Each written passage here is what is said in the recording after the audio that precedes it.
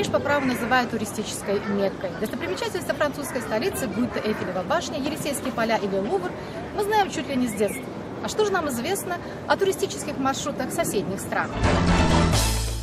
Здравствуйте, с вами программа «Перекресток» в пражской студии Айнур Адекшерзе. Летний туристический сезон на носу. И если одни уже планируют свои каникулы или отпуск, другие готовятся к встрече гостей.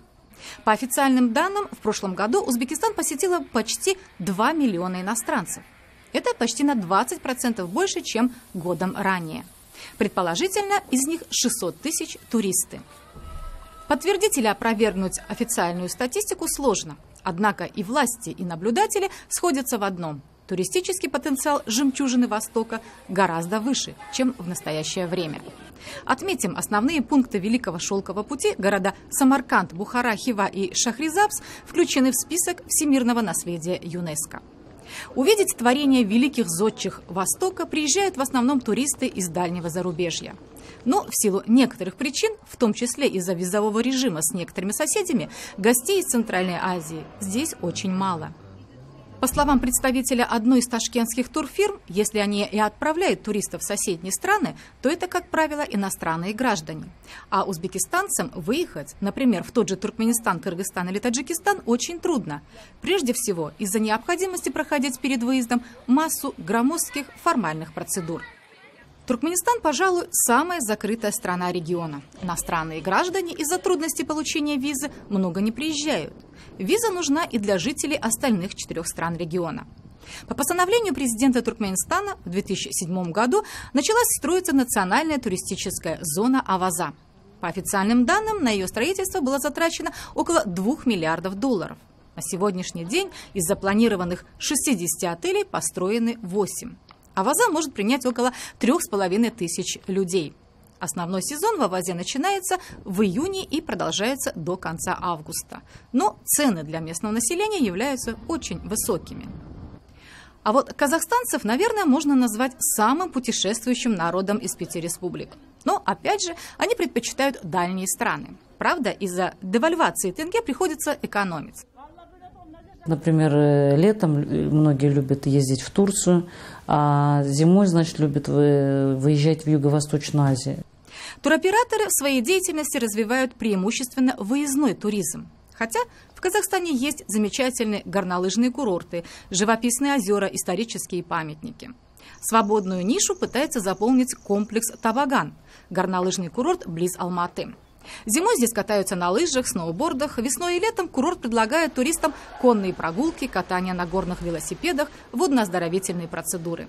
Основной контингент отдыхающих здесь жители Алматы и Алматинской области. Хотя приезжают туристы из России и Китая. По сравнению с прошлыми годами, честно сказать, ощущается спад посетителей. С этим мы связываем, скорее всего, с повсеместным везде кризисом. Скорее всего. Вот. А так, в принципе, народ как отдыхал и отдыхает. Туристический поток в Казахстан медленно, но растет, утверждают чиновники. Так, за 9 месяцев 2012 года, по официальным данным, страну посетили более 4 миллионов туристов. Эксперты же утверждают, что внутренний туризм составляет всего 3-4% всех доходов от туризма. Если спросить жителей Таджикистана, какими достопримечательностями они могут похвастаться перед зарубежными гостями, наверное, самым частым ответом станет прекрасная природа и вершины Памира. Действительно, в стране, где 93% территории окружены горами, а альпинисты со всего мира мечтают покорить вершины Исмоили-Сомони в Бадахшане, есть что посмотреть. Начиная от вида на столицу и близлежащие к ней зоны отдыха в Арзобском районе, можно смело порекомендовать посетить Памир, Фанские горы, Искандер-Куль. Любителям старины необходимо обязательно побывать в Худжанде и посетить прекрасную мечеть Мирсаида Хамадони в Кулябе. В год в Таджикистане бывает примерно 320 тысяч туристов, что, по мнению турфирм, не так уж и много. По мнению представителей турфирмы Дидори Шарк, количество иностранных туристов, посещающих Таджикистан, в 5 раз меньше тех, кто желает увидеть соседний Кыргызстан. Как признаются и наши собеседники из Душанбе, при наличии условий они были бы не прочь путешествовать и побывать в соседних странах по региону. Однако посещение некогда популярных направлений, как Самарканд, Бухара и Хорезм, осложнено ввиду необходимости получения узбекской визы и отсутствия прямого воздушного сообщения. А о красотах Кыргызстана или Туркменистана информация скудная. В Таджикистане есть очень хорошие места, где можно очень хорошо отдыхать, намного лучше, чем европейские страны. И Бухара, Самарканд. В Самарканде я уже была. Бухара бы очень интересно было посмотреть. Я вам сразу скажу, возможности у меня не будет, потому что студенты уезжают, нас заставляют корпус ремонтировать. Это в Дубае, очень замечательно, мы ездили, мы просто знаем, это в Турции, вот мы были в Анталии, тоже очень хорошо. А почему не хотели посмотреть наши исторические города, Самарканд, Бухара или Кыргызстан и Сикулы? Не, почему хотели бы посмотреть, но там, насколько мы знаем, не очень хорошие условия, просто ездили знакомые. Большинство кыргызстанцев, желающих путешествовать или же отдохнуть за пределами своей родины, выбирают, как и казахстанцы, в основном Турцию, Эмираты или же Европу. По информации туроператоров, ближнее зарубежье пока не вызывает особого интереса. Так же, как и со стороны соседей, пока нет желания посетить Кыргызстан в качестве туристов. Из Бишкека рассказывает Рахат Кенешева. Кыргызстан называют страной туризма. Снежные горы, чистый воздух, наше озеро. Однако пока наша республика общеизвестна, что интересно в туристическом плане только для зарубежных гостей. Что же касается наших ближних соседей, об этом мы сейчас узнаем у наших специалистов. Как оказалось, главным туристическим объектом, привлекающим соседей, как и раньше, является озеро Иссык-Куль. Но в последние годы спектр стал значительно расширяться. Зимой очень много граждан Казахстана, Узбекистана приезжают.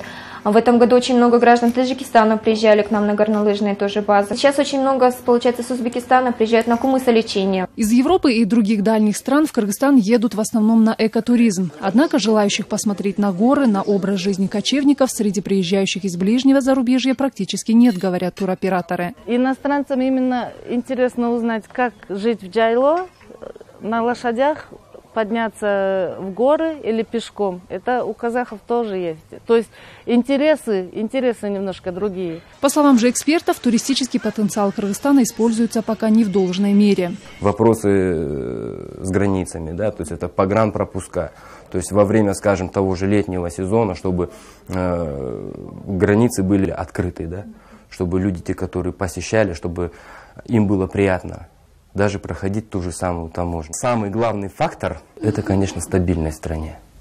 То есть, если будет стабильность, то и туризм будет, соответственно, развиваться. Насчет стабильности, по мнению экспертов, сейчас Кыргызстану переживать не стоит. В прошлом году страну посетило более 3 миллионов туристов. В этом году Департамент туризма прогнозирует увеличение этого показателя еще на 10%.